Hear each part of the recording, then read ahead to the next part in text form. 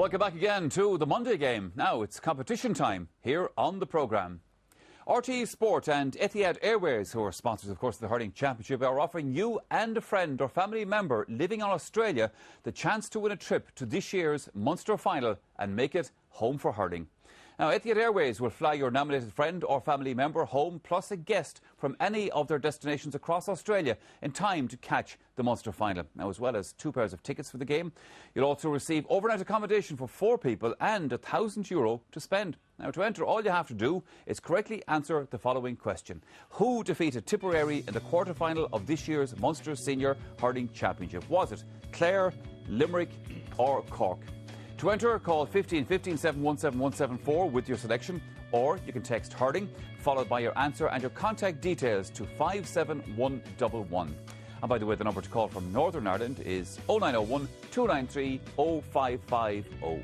For more details and terms and conditions, you can go to RTE Airtel page 193. The lines remain open until midnight on Sunday, June 20th. Now, you must be 18 years or over to enter, and we'll announce the winner on the Saturday game on June 26th.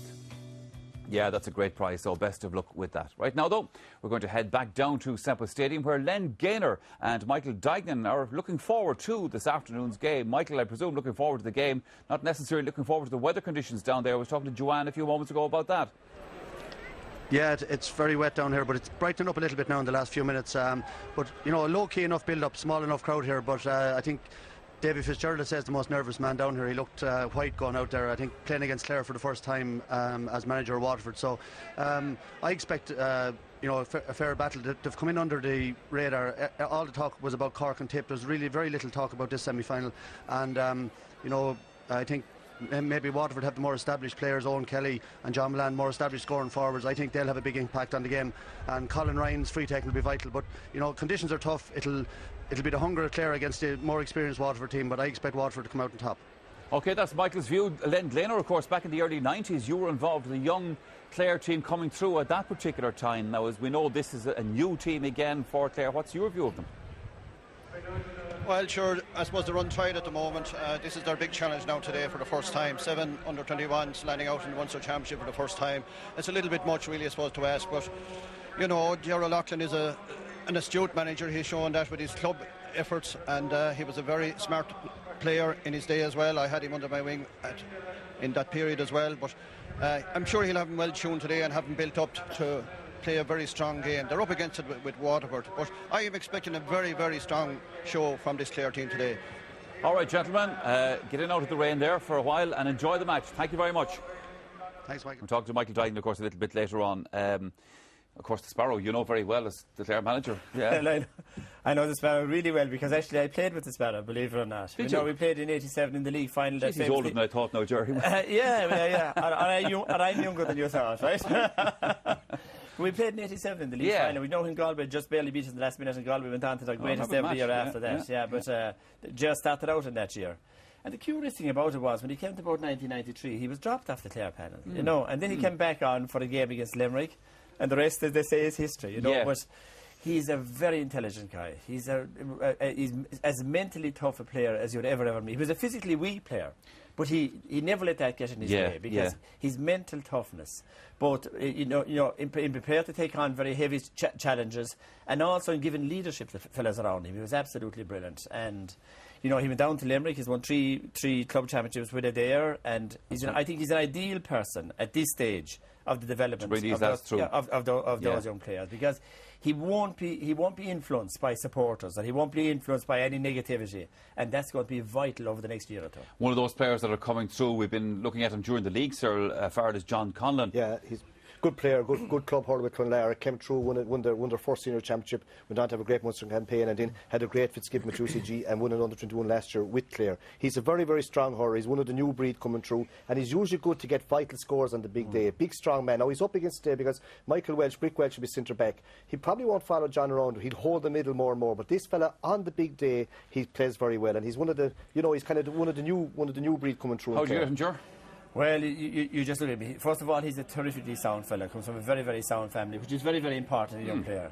If you take the All-Ireland last year, when Clare were under pressure in the second half, he scored 3 points from play, which really won the All-Ireland 21 for them. He won the Fitzgibbon this year, so the last win the point, same thing in last year. So he has the temperament that Cyril is talking about. But, you know, Brick Welsh is probably the best centre-back playing right now, so that'll be a massive clash today between the two of those. Yeah. We've had over the last couple of years, Donald O'Grady, of course, 2 great Owen Kellys playing hurling, one for Tipperary, one for Waterford. Now, you know, a lot of questions will be asked again of Owen today and some of those Waterford players that the county are going to be relying on.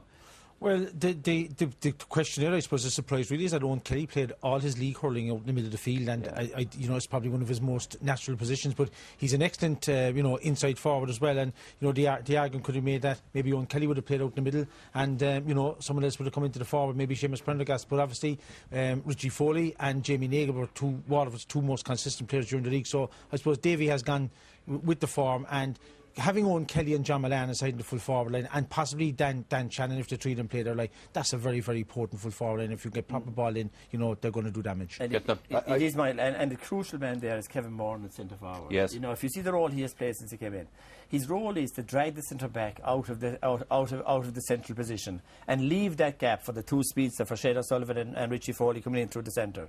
Now, he did that brilliantly against Dublin. He was the man who unhinged Dublin in the league, because Ronan Fallon's a very good stand-up hurler. A bit like Diarmid now, be a very good stand-up hurler. So I think the trick is today to try and drag Diarmid out of the centre and leave that alley right down to the centre, like Cork have so often done in the past.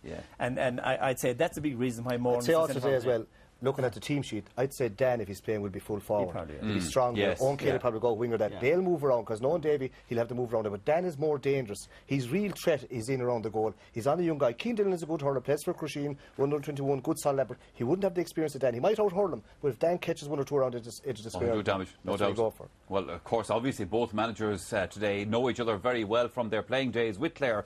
But today, they're on opposite sides of the fence. They've been talking to Joanne Cantwell. Davy, is this a very emotional day for you? Joanne, the emotion has to stay out of today. This is a game, and there's 70 minutes or 75 minutes of hurling to be played, so can't unfortunately come into who we're playing today. It's Waterford versus Clare, and that's it. I'm sure the people at home may notice so that you are bouncing from side to side. Yeah, I'm looking forward to any championship game, of course. You are looking forward to it, you know, and certainly conditions are going to be tough out there today, so they are. The weather isn't great, but we don't really mind. We're looking